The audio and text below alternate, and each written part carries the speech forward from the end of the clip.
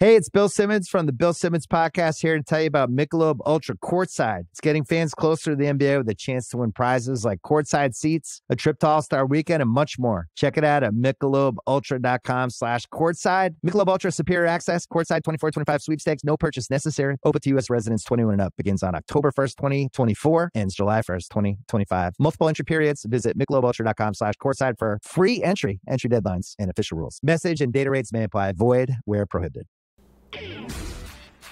Hello and welcome to another edition of the Ducks Confidential Podcast. I'm James Crepea, joined as always by Ryan Clark, and we'll be going over the 16-13 win for Oregon at Wisconsin in a game that certainly played out far closer and more competitively than I think many were expecting, perhaps even Oregon itself. But at that said, with the 8th game in 8 weeks, all in conference play, something that no other team in the country had to do, and playing at a place that, particularly at night, not the easiest of venues to play in.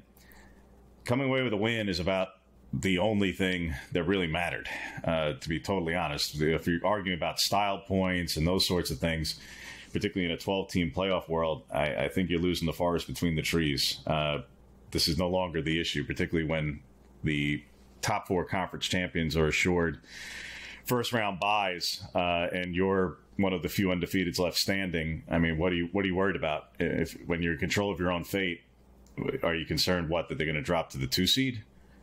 I mean, in terms of what ramifications this would have if they continue to play like that, if they don't, the offense doesn't do well enough early enough, and is that inconsistent against whoever you might play in the Big Ten championship game once that becomes official? That's the concern, and that's, to me, we're conflating too many different things here. First things first was get in and get out with a win. Could it look better? Sure. Should it? Hey, credit to both defensive coordinators in this game who flat out had really good plans, and grand scheme of things, the defensive coaches out-coached and out-schemed and out-maneuvered the offensive coaches, one of whom is no longer employed as the offensive coordinator for Phil Longo at Wisconsin. And he had problems going into the game, and certainly had problems on Saturday against Oregon's defense. But I don't think there's a need to necessarily extrapolate a lot. I'm not saying there's not anything, but I don't think there's a need to really try to draw unbelievable correlations or, like I say, extrapolations from a close game just because it may have not felt terribly comfortable as a fan to watch it and experience it. You're going to have some of those things, and plenty of teams who've won national championships, if that is a club that this team and this program is eventually going to join this season, plenty of teams who've won titles the last 5, 6, 7 years have had to go through similar experiences, particularly on the road. Yeah, and this Wisconsin team is absolutely like a tough team, and even though they're middling in the Big Ten, like they put up a really strong performance, and you even mentioned it with the defensive job that they did. We knew that they had one of the best pass defenses in the country, and despite a strong day for Jordan James, I think they had a better game defending the run than maybe folks might have expected, given where the statistics were. And the crowd was great at the game, obviously sold out. We were out there, myself, you, and Bill Oram out there in Wisconsin, and the press box was shaking during a lot of that game. And so that was a really difficult atmosphere to go into. And frankly, with how many games in a row this Oregon team has played, with how many little nicks and bang ups they have here and there, adding another one with Justice Lowe sort of banged up a little bit in this game. He obviously came back. There's a lot to deal with when you've played that many games in a row, that many weeks in a row. Now, Dan Lanning and the coaching staff and the players, of course, will make that less than it is publicly, but privately, I'm sure they're feeling it. and they're relieved to get into this bye week before a stretch run that they want to not only beat Washington, but go win a Big Ten title, get themselves that bye that you're talking about, and make a deep run in the college football playoff. And so, yeah, Dillon Gabriel had a rough game. That by no means is an indicator of some fall off to come for him. He's had an incredible season. He went up against a great pass defense. And additionally, even if he had a rough game overall statistically, made arguably the throw of the season between like three guys to Terrence Ferguson on that fourth down, coming after the Ducks participated in jump around, the entire sequence of which is assuredly going to be featured on Ducks versus them this week. But look, he made that throw. He made the plays when he needed to. Jordan James did a great job on the ground to sort of run violently and finish the game off the way it did. And more than anything, the Oregon defense had one of its best performances of the season, and for the better part of that game, completely shut down Wisconsin. Mateo Uiagalelei has become a star in college football. The guy's not even 20 years old yet, and he's emerged as a real star on this Oregon defense. Even without Jordan Burch, it really was no issue for Oregon, and their defense put in a tremendous performance. Gabriel's stat line reads okay, not terribly, not great by his standards, certainly, and I think some of it is grading on his own standard. 22 of 31 for 218, had the interception in the red zone, which, of course, folks will harp on, as they should. It was not a great throw. That said, it wasn't right at a defender either. It was off a deflection, but it was off a deflection because it was behind the receiver. So it wasn't a great throw. There were a couple of other decisions that he made, both in the passing game and even one in the run game, that were curious, I'll say. There were a couple of passes that were forced. There were a couple, frankly, that credit the defense. They took away the first read, and then he had to throw short of the yard to gain, particularly on third down. I think in one or two instances where it just was where it was. There was also, you talk about the fourth down conversion pass to Ferguson, which is obviously enormous. I would love another camera angle at it to see for sure, but I'm pretty sure Evan Stewart was open, and I mean wide open, even further down the field on the same side on that play. So, yes, he makes a absolutely just on a rope throw and threading a needle that really wasn't there for the taking. I wish that college football had some of the next-gen stats that you have in the NFL to know exactly how low probability that throw was, because it could not have been terribly high. And yes, that's a huge play because it ends up leading to the result that it does. But in terms of what else was there for the taking and what could have been had, I think, based on what I could see on the telecast and just rewatching the TV footage, looked like Stewart might have been open, and I mean wide open, for a big gain after on that play. For one, two, one of the last plays, one of the last possessions, where Gabriel breaks off a run and converts. I wish I would have been able to catch it better in real time. We were down on the field at that point, so certain angles were harder to come by. But he turned back into the middle of the field and ends up getting stopped. And I think if he had just run to the right corner towards the pylon, I'm not sure there's a defender in proximity who can stop him other than the one who I think was covering Jordan James, who had his back to the play. Yeah. So there were a couple of instances where, whether it was, like I say, some questionable decisions in the passing game, or like I say, I'm pointing out the one on the run where that's a run where he converts. But on a run where, best he could tell from television footage, it looked like he had nothing but green grass if he kept going on the angle that he was on and then cut back into the defense. But that's it. I don't think he had a bad game. I just didn't think he had necessarily definitely not great. And graded on the curve of 60-year starting quarterback and Heisman contender Dillon Gabriel, maybe not even good. by that standard. Yeah, certainly not by his standard. And I think that he was just a little off. Like, I think he is the Ducks didn't want to be in this situation, and they were largely in this situation because of some of these mistakes. But he is allowed to be human at the end of the day, and he is. I understand the frustration on the part of some Duck fans that, look, this guy is a 6-year starter. He should be fine going on the road, and I don't think the atmosphere going on the road was by any means what led to this, but he was just a little off. He just had a bit of an off game, a little out of sync with his receivers, forcing it a little bit when his first read wasn't there. I think that's less of a problem on Dylan's part as much as it is just a really, strong performance from this secondary in Wisconsin, and a good game plan to limit Gabriel, because you watch this Oregon team all year, number 1 team in the country, 11-0. The engine of their offense is Dylan Gabriel and his ability to make the right reads and make plays to these elite receivers. And so the Badgers knew that, and they keyed on it.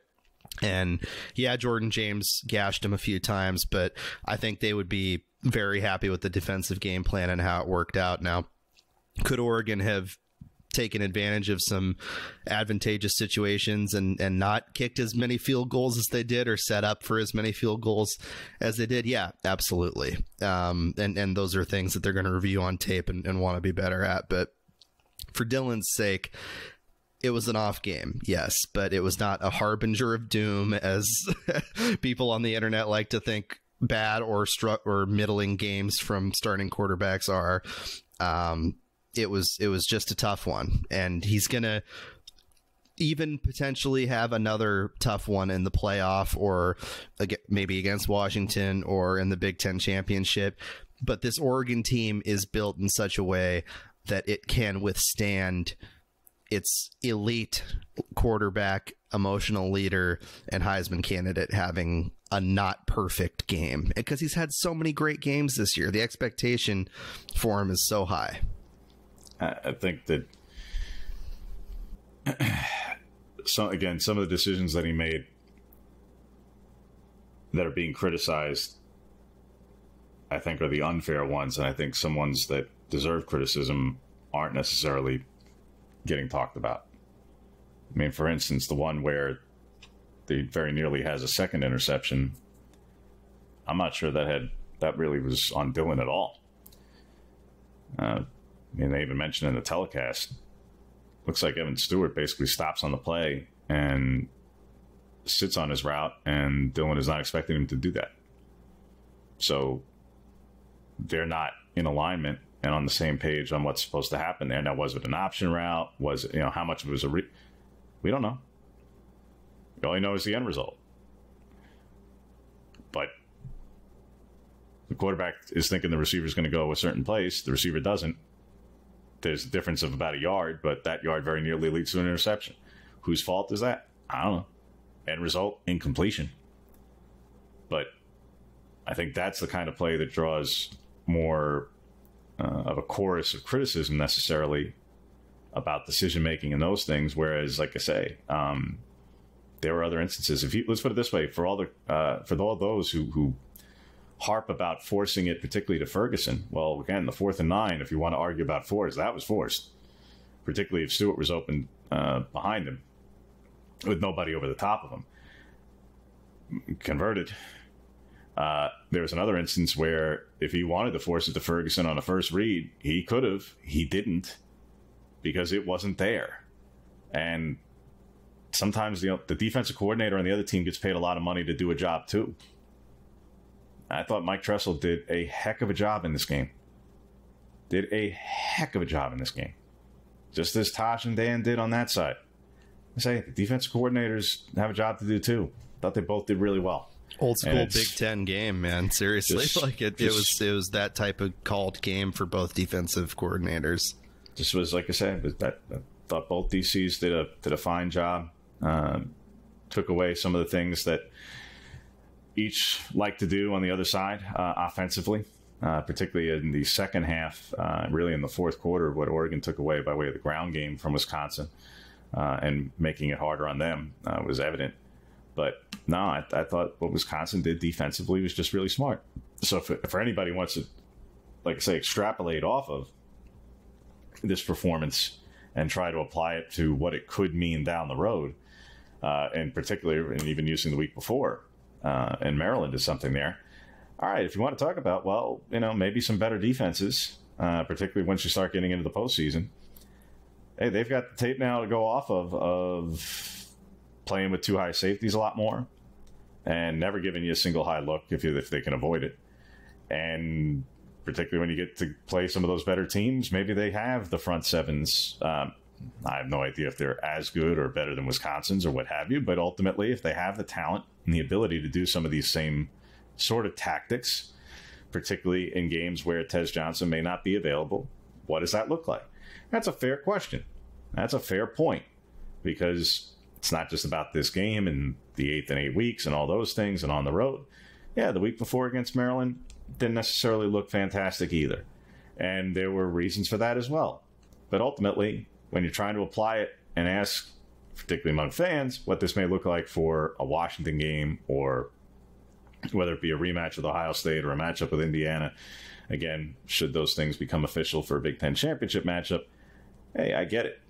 But, first things first, getting to the second bye, as late and absurd as it is, getting to it on the calendar that, the time they're getting to it, see what the health situation is across the board for Tez, for Marcus Harper, for Justice Lowe and Dante Manning, who both went down but then came back, for Jamari Caldwell, who went down very briefly in the game, came back and obviously helped at the game-winning interception at the end, went down after that play, and then made it to the sideline with what looked like a shoulder injury, and it looked like the same arm that was an issue earlier in the game for him, albeit briefly.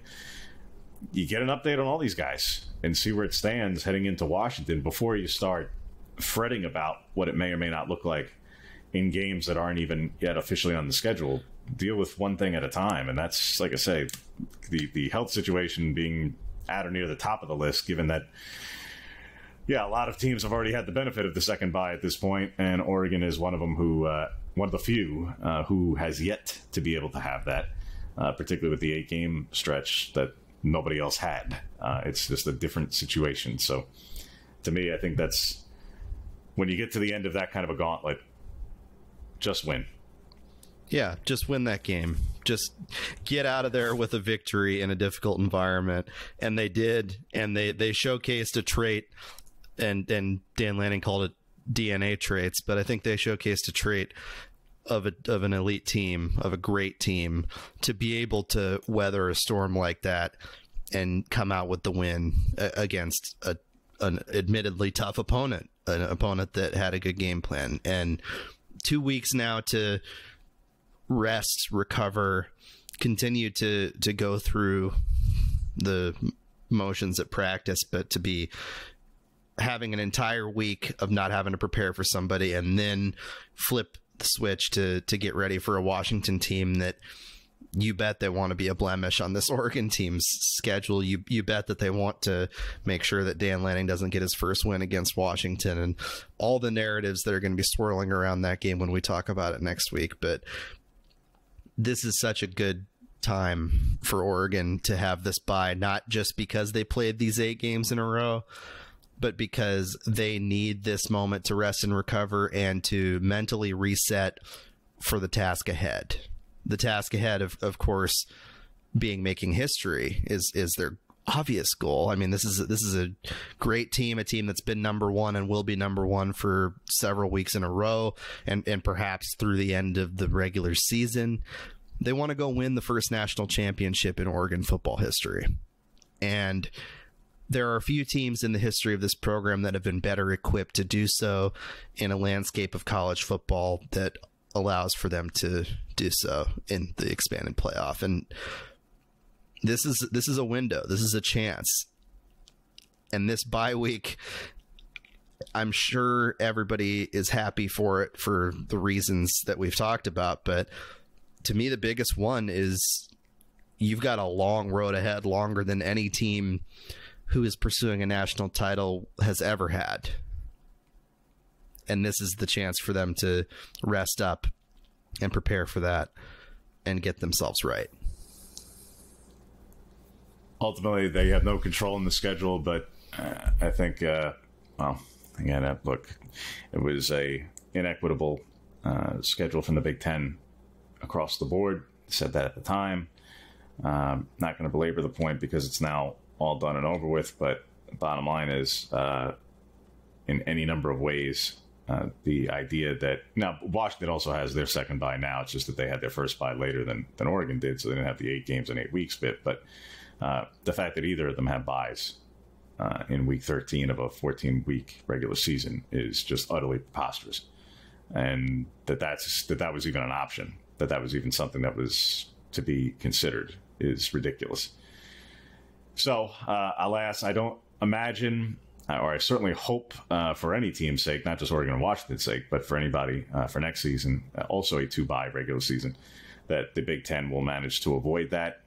For all of the criticism and finger pointing about who some SEC teams play at times in November, at least they don't have byes. They may have symbolically the equivalent of a bye, depending on if they're playing an FCS team or a low-level G5 team or something, but at least they're playing a football game. Nobody had a bye, in the second to last week of the season. And again, the Big Ten, to me, that was just a terrible league schedule from a equitable standpoint, by way of Oregon having the 8 games in 8 weeks and the 2 Fridays in a 3-week span. And then you throw in the bye at the timing that it is for both Oregon and Washington at the end. It really just does not make any sense. But so that I think if they had control, or if they had their druthers, I think they would have rather had the second bye really any time earlier than this, because it doesn't change the fact that the goal was still the goal at the end. If they had the bye this week, or this past week, or the week before, or the week before that, I don't think they would have been any less pleased. I mean, look, it is what it is. They are where they are now, but I don't think anybody would have drawn up, let's have the second bye in a 2-bye season in week 13. That I'm not sure anyone would have wanted that, but that's what they got, so that's what they're rolling with. Outside of the moments and plays and the like that we've already touched on, anything else from this one, Ryan, that stands out to you, that sticks out, that's a particularly big takeaway? Because also calling it what it is, since time of possession and letting the clock go was kind of a big part of this, was not a game with, it wasn't an unusually low number of plays, and Oregon ended up getting to 71, which was somewhat unusual, given the way that it played out, particularly how the first half played out. But it really didn't necessarily feel that way, because in the total, there was 133 plays ran, and 74 were on the ground. And there were a whole lot of incompletions on Wisconsin's part in the passing game. So it really didn't necessarily feel like as many plays were run as there were. That aside, anything else that really stands out to you or takeaways from it individually, collectively, that we haven't already touched on?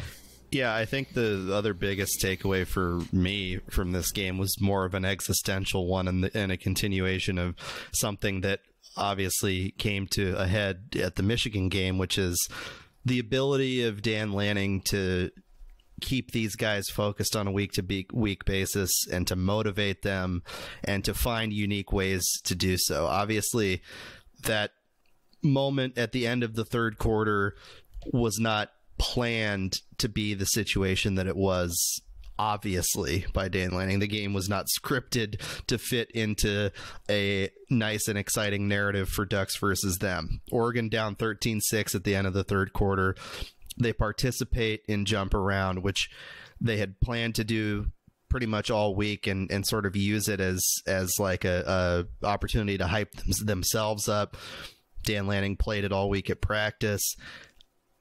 They treated it, as Dan put it, as sort of a Pavlov's dog situation, which, I mean, to invoke Sigmund Freud in your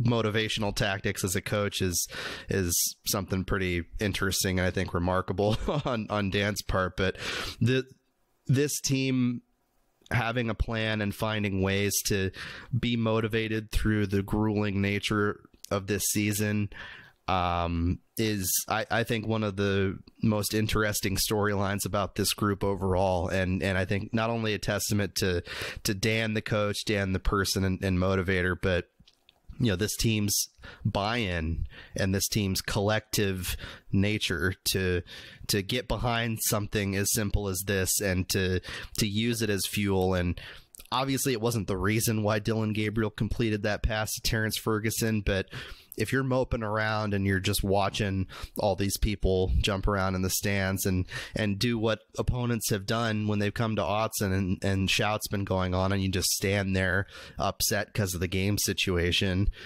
you're going to have a different outlook and you're going to have a different approach potentially in the game than you are if you prepared for that moment in such a way and allowed it to be used as fuel. So, once again, they find a unique way to motivate themselves. And I think that a lot of credit goes to Dan, but this group being able to embrace that, to come together around these type of things is one of the special aspects of this team. I think one of the only other plays that certainly draws a lot of attention that people have strong opinions one way or the other on is the fake field goal. And ultimately, to me, you really kind of fall into two schools of thought.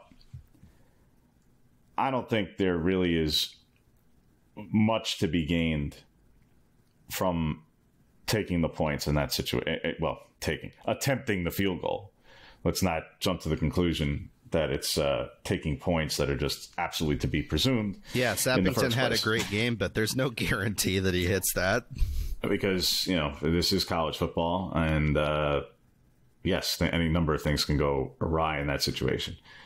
So to me, it kind of falls into the two schools of thought, since if you're going to immediately dismiss the idea that going from 3 to 6 is a particularly big difference, when ultimately, if you're going to go for a fake or you're going to go for it, you could be asking your defense to come up with the same stop in order to win the game, or at least avoid overtime, regardless.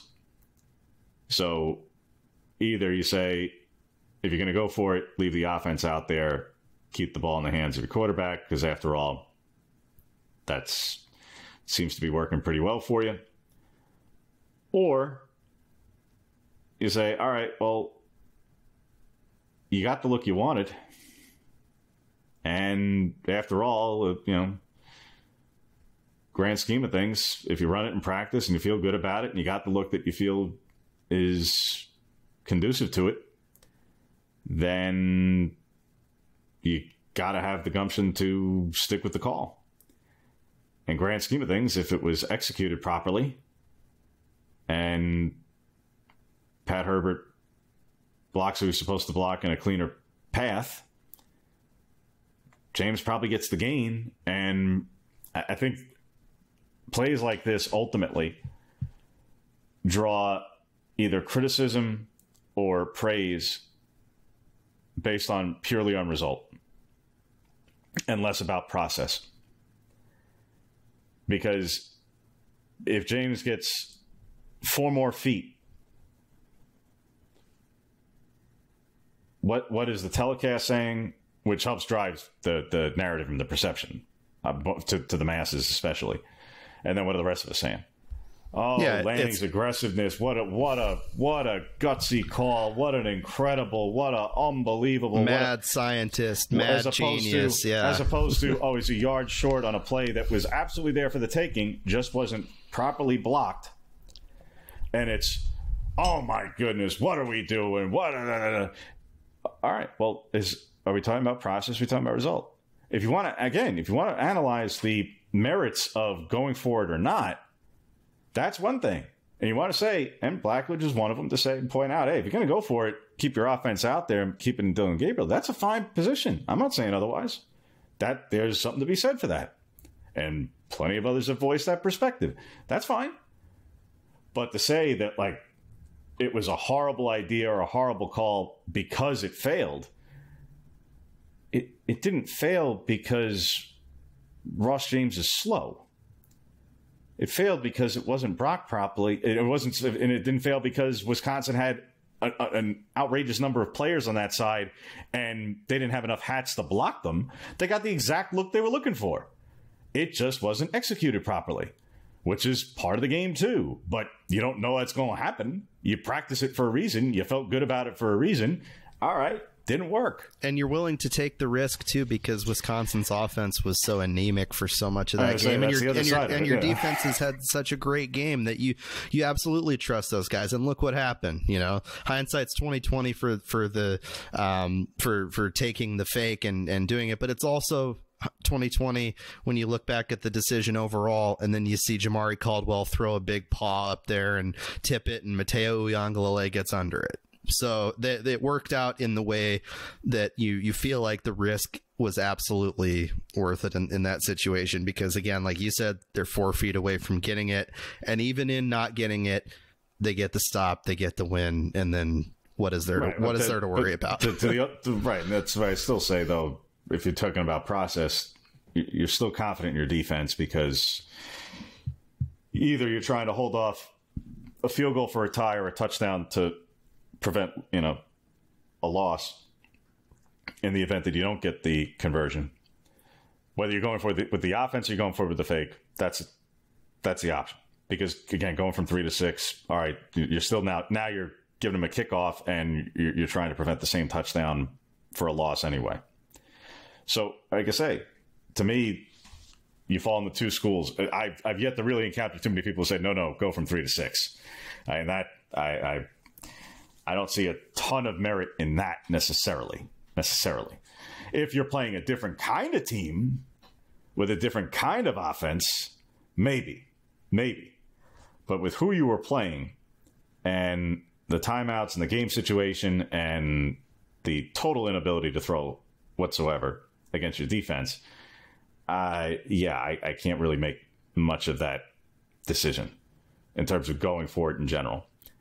And to me, the process isn't to be so much criticized or scrutinized, because I don't see any fault in it. I don't even see, who am I to say one way or the other, but I really don't see much fault by way of even going for it in the style and manner in which they did with the fake field goal. Because, again, it'd be one thing if you said, well, they ran it, but they ran the fake, but they didn't even have the numbers. What were they doing? What were they thinking? Well, they had exactly what they wanted. Just wasn't executed properly.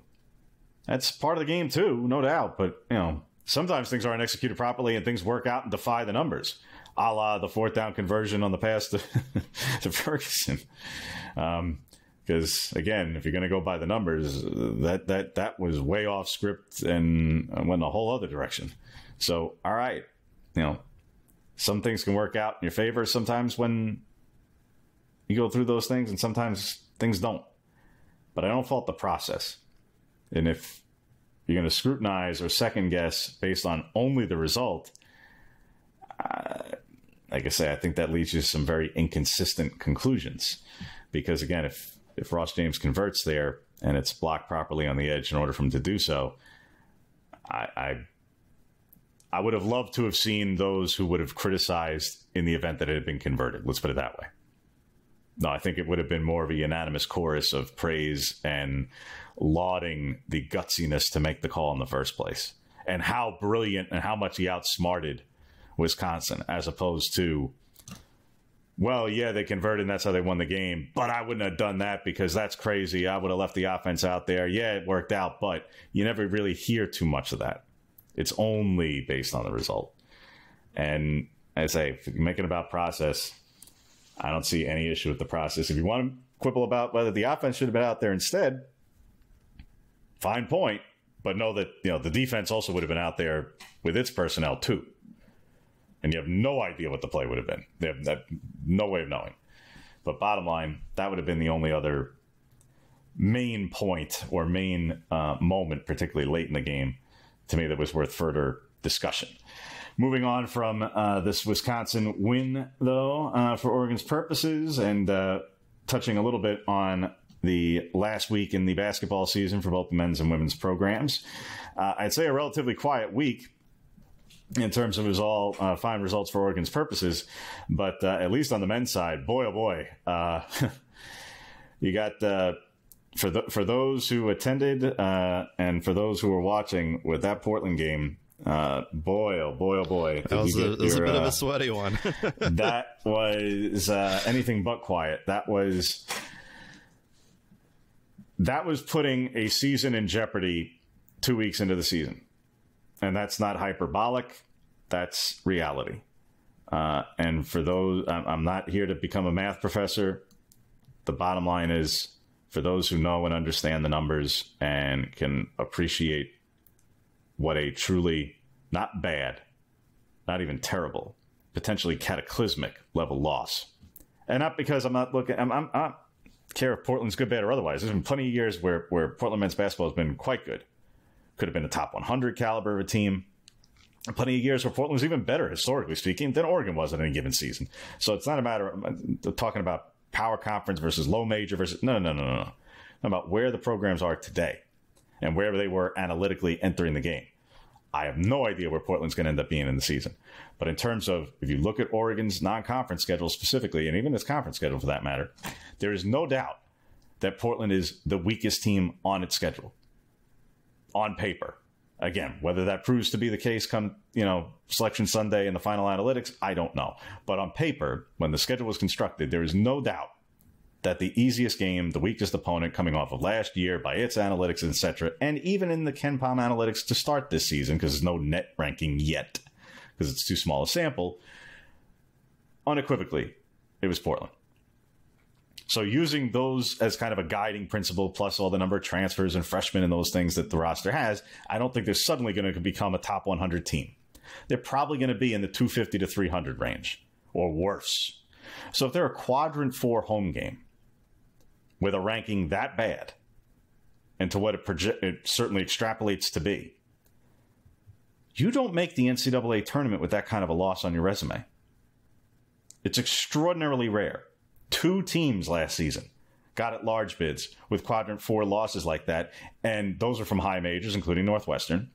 Mississippi State was the other, and the mid majors, Indiana State and Bradley among them, who had similar such losses, were on the outside looking in. And in Indiana State's case, despite the fact that they were quite high, they were very high in the net compared to some of these others, but they were low major and all the other things, and they had that albatross of a loss.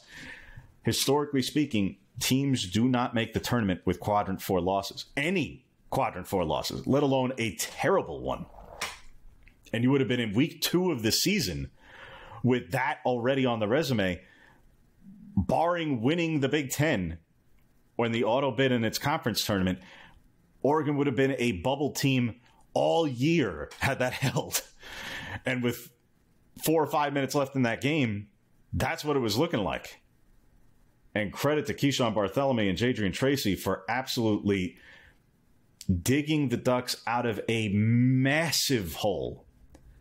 That, let's put it this way, you run that final sequence, that final 6 minutes or so, 10, 20, 100 times, I'm not sure Oregon will get the majority. Not because they're not good, and not because Portland's better than they played down. No, just they were in a, statistically speaking, a extraordinarily difficult position. They were very compromised in terms of their ability to come back, just in terms of the amount of time that was left.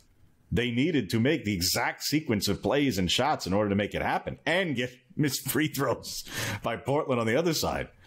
And then once it gets to overtime, it's understandable that at that point, the Pilots are completely shook. They had the game in hand. It was there for the taking, and they faltered badly. And Oregon certainly turned it around. But in terms of had it gone the other way and what really was at stake there in those last couple of minutes besides a win or a loss in early November, no, quite literally the season. And I do mean the season, because you don't recover from that. It borders on the statistically impossible. It just doesn't happen. I say, go take a look at the net rankings. Forget about not just for at large. Take a look for the auto bids. Take a look for the at larges also. Those are the kinds of losses that you just don't see on resumes, because tournament teams do not have those. Heck, some of the better NIT teams don't have those. Those are nuclear torpedoes to a basketball team's resume. That's just what the math does. I'm not telling you that that's right or just even. But those numbers, when you start getting into teams who could be in the 250 to 300 plus range in net, what those do to just completely skew and destroy the analytics in terms of average, particularly in that case, would have been an average loss number. That's why you can't recover.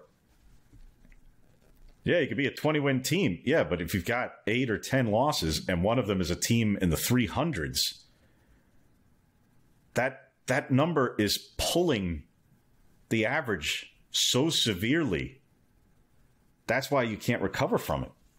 That's why it's so damning and detrimental. Like I say, it's the ultimate of albatrosses. That's why, again, for those who don't delve into all these things on a day-to-day and a week-to-week, and I get it, especially in November, it's football season and what do you pay attention to and the like. Yeah, but that was what was at stake there in those last couple of minutes. So credit to Oregon for being able to pull it off, especially to Bartholomew and Tracy, who, like I say, did all the work at the end to make that happen. But that was quite literally a season on the brink, because we literally would have been talking about a team who, are they even on the bubble and how can they stay on it? Would have been this conversation for the next 4+ months. They narrowly avoid it. They get away with it and avoid that disaster and turn around and then end up having a wire-to-wire win over, frankly, a far better team in Troy. That looks a lot better. And again, from a health situation standpoint, this team's in a good spot. I think you're starting to see the minute distribution start to take shape. I think you saw it particularly in the first half a little bit more with Troy. We'll see Thursday with Oregon State what that starts to look like also as this team takes it on the road. And then they've got, obviously, the neutral site games in Vegas the following week. We'll just set the stage for that in next week's podcast. And then, yes, then they're getting into league play and a trip to SC and a home game with UCLA. So the caliber of the schedule is about to take a massive jump up. Huge jump up over the next 5 or 6 games. Huge. Where they've been at times has been quite good. Their three-point shooting is still spotty, but depth, talent, all those things are clearly better, more balanced, and the like. Health is better. Those are all the good things. But mercy, they were on the precipice of something really rough last week there on Tuesday night in particular. For the women's side, quite a different situation where they have not had to avoid anything quite like that. That's for sure. They've gotten off to a very, very nice start, find themselves in the top 25, deservedly so far. And no, they've not been having to fret about or worry about disaster at all so far. They've gotten off to a very nice start, Ryan. They have, and that upset win over Baylor obviously has highlighted the season so far. But they beat North Texas this past week. That's their only game on the schedule. They beat them by 31. Not a good North Texas team. Not a good North Texas team. Let's not mince words there. But I think Oregon's continue to showcase a lot of the traits that have allowed them to be successful in the early season and allowed them to pull that upset against Baylor. Balanced scoring. You've got 12 different players that scored in that game, and led by 2 players tied for first in scoring with 11 points. That's Elisa Mevis and Nani Falatea. So the balance is huge. I think that the defensive effort and intensity has been huge through the early part of the season. And they've come together, I think, quicker than perhaps Kelly Graves might have expected. They're playing for each other, sharing the ball in ways that teams comprised of so many transfers don't always do. So a credit, I think, goes to Kelly's for his ability to bring them together as quickly as he has, but also I think primarily to the players for their willingness to find ways to win in those sort of spread out and share the ball type ways.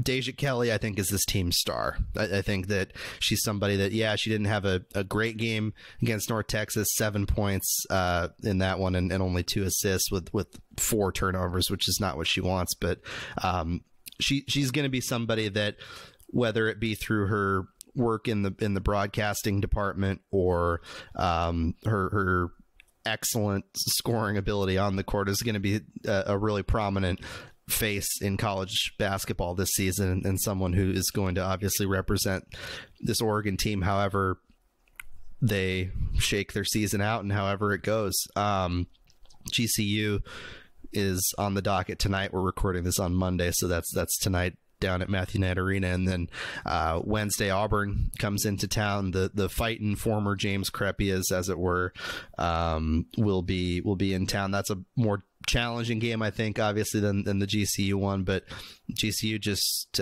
put the hurt on Arizona State women, and that's a program absolutely in transition down there in Tempe, but still very much so. Still very much put the hurt on them. So it'll still in transition. So unfortunately, the days of Charlie Turner Thorne are long gone down in Arizona. But GCU more manageable, you would think, tonight for the Ducks, and then playing an Auburn team in a very solid conference in the SEC. By no means a cakewalk. Their schedule in non-conference play, Oregon's, is advantageous and really pretty comfortable by way of the games against teams that just come into Matthew Knight Arena. This schedule, and then they head on to a tournament in Hawaii. 2 games, November 25th and 26th, against Georgia Tech, South Dakota State. Both, I think, really solid challenges for this team at a neutral site before they return home for a non-conference matchup with Washington State. And then you get into Big Ten play a little bit with USC, which is obviously a great team with Juju Watkins.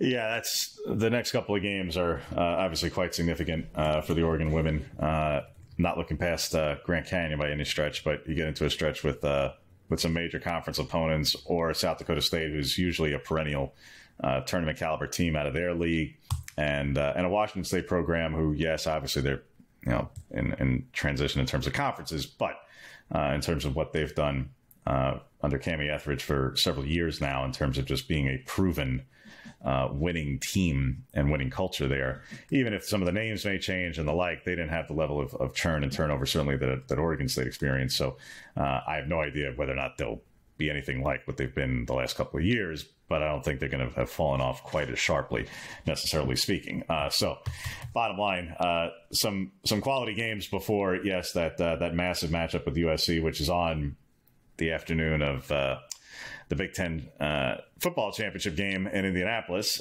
So alas, for those who may not be making the trip to Indy, should that become official in the not too distant future, they will have a viewing option in Eugene that is worth the price of admission. Yeah, and frankly, it sucks that it's that day too, for everybody's sake, not just ours, because we, in all likelihood, will be busy covering football that day with as massive a moment as that is for that program, but just for Oregon sports fans in general to have their attention diverted, like that's an unfortunate sort of coincidence by way of the scheduling, because I think it's going to be fun to watch a player like Juju Watkins and the rest of that USC roster, one of the teams that's a contender for the national title. But it's also going to be a major test for an Oregon team that surprised people. Now, would I pick them to win that game right now?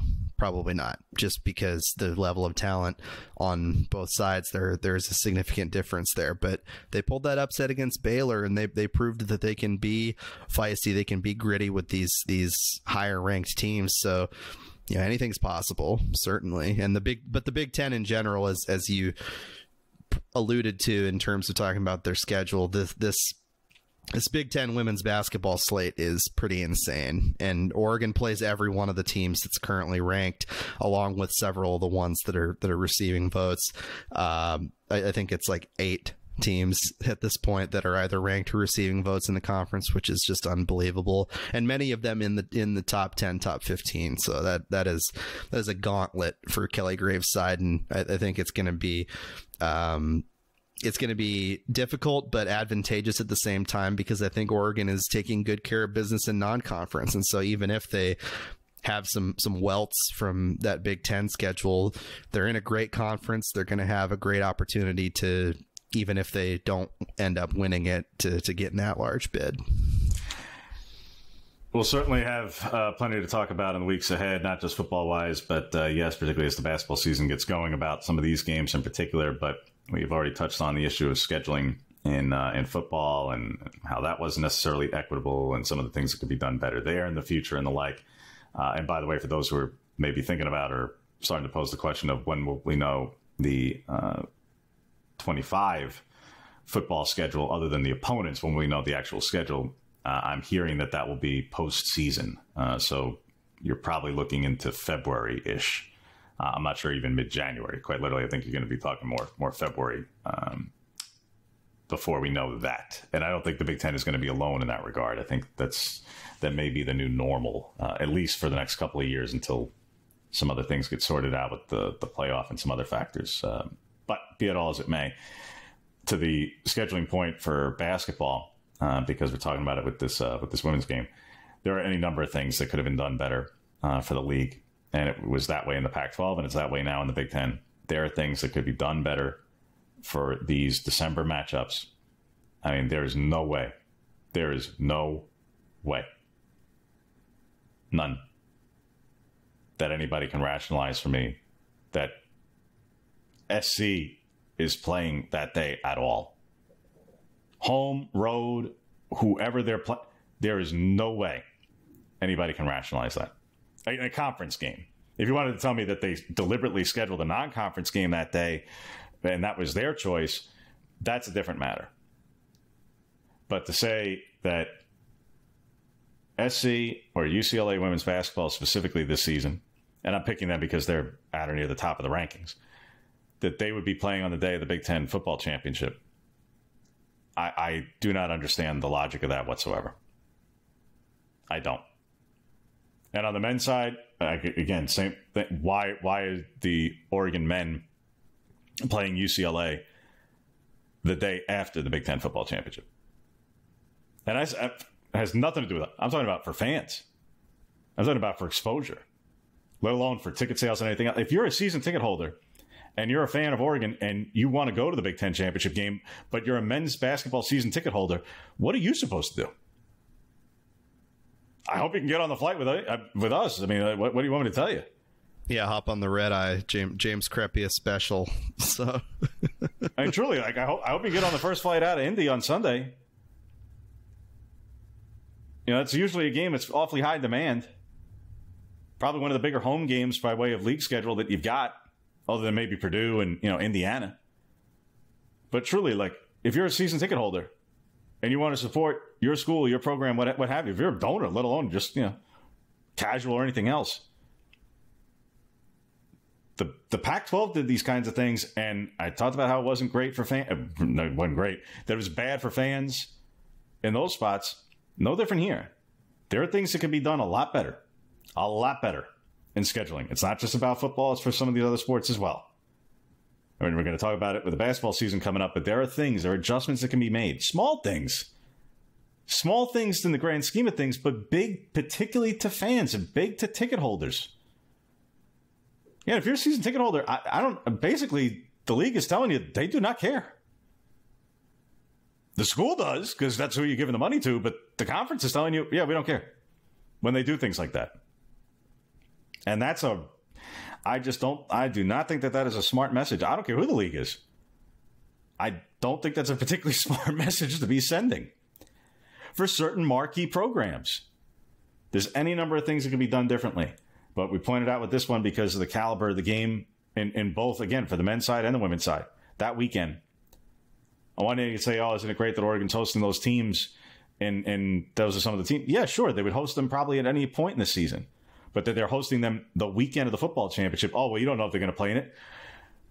When they were putting the schedules together, they knew the couple of teams who were most expected to be there. If you want to tell me, well, they did something with Indiana and who could have seen it coming, that's different. You would not want to put Ohio State or Indiana or Oregon, in terms of hosting particularly big conference basketball games that weekend. If I were the league office, I might have taken that into consideration. No differently than I would have said the same thing about the Pac-12 for Arizona potentially, or UCLA or something like that in a certain year, or Oregon or SC in a certain year, or whatever the case was. There are small things here that could be done better, that are outside the scope and the parameters and the say and wherewithal for the schools. But things that the schools have to tell the league office in terms of how can we do better, what can be done better in the future. Those are things, because again, like I say, if I feel for you, if you are a season ticket holder of either of those programs or both, and you're put up against it in terms of your ability to even make it to these games that you badly want to go to, and you've got to either choose or forfeit your ability to go to one or the other. Again, I just think it's a bad message that any league office is sending to you, the fan, when they schedule things like that. And I think there's means and remedies that can be done to make it more conducive and better, including potentially putting a whole bunch of basketball games in a neutral site around the site of their football championship game. And I think there's ways to do it for TV inventory and all those other things to where, fans aren't necessarily put in that spot. But alas, we can get into that in the future in the offseason and those things where, can delve into it further, but we mention it now because these are games that are coming up in the not too distant future and things that you recognize readers, fans, and the like, spectators have to consider. And I'm sure they can submit questions like that to Ryan's weekly mailbag and remind folks how to send those questions in, Ryan, because I think we may have headed off some of those questions at the pass by taking on this subject. But should they have any other fine scheduling questions or anything else, how to fire off those questions to you? Yeah, about literally anything Ducks related, send them to me on Twitter at Ryan T. Clark or on Blue Sky, Ryan T. Clark now, which I am seeing a much better level of engagement on there than I have on Twitter in the last few weeks, and that's obviously a product of however I suppose our good friend Elon Musk is choosing to operate that platform. But be all that as it may, you can reach me on Twitter or Blue Sky, Ryan T. Clark, and then via email at rclark@oregonian.com for the mailbag. Any and all questions, send them there. Well, there you have it. So you can wax poetic accordingly on any number of the issues du jour. And Ryan will opine accordingly and respond accordingly to you there. And again, a reminder for those who don't already, but we thank you for listening as always. But reminder, if you don't already subscribe to the Ducks Confidential podcast and the Oregonian Sports Podcast channel, to like, subscribe, all those things. So that way our podcasts populate your feed automatically, and the podcasts of our fine colleagues at the Oregonian do as well. And with that, we will see you next week, where there won't be a football game to go over, since after all, it is a bye week. But there will be a rather significant men's basketball game to go over for the local audience with Oregon State. And as we mentioned, some of these other games on the women's side as well. And a pretty big football game to look forward to wrap up the regular season as well. So with that, we will bid you adieu this week, and we will chat again next week.